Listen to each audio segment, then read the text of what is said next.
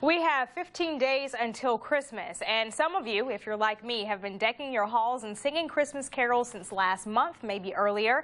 But if you're a person who finds this time of year anything but joyful, you are not alone. I spoke with a licensed psychologist who says feeling stressed or even depressed during the holidays is common for many people and for many reasons.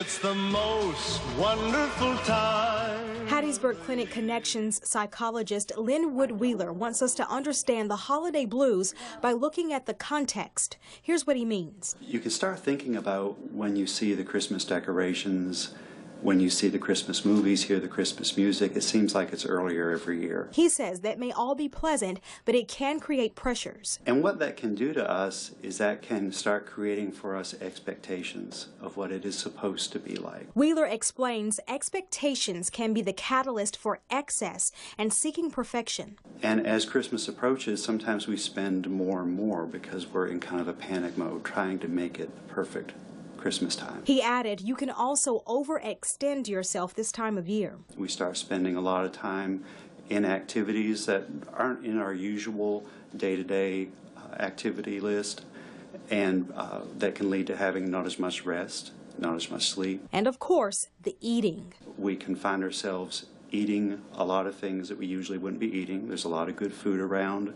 We can find ourselves overindulging. Lastly, Wheeler says there may be something more unfortunate that triggers sadness or depression during the holidays. If you unfortunately have suffered any kind of loss, if during the last year you had a death, you unfortunately maybe lost a relationship through a divorce or a separation, that being the case, you'll be at a family celebration, there'll be someone who isn't there, who used to be there. What can you do?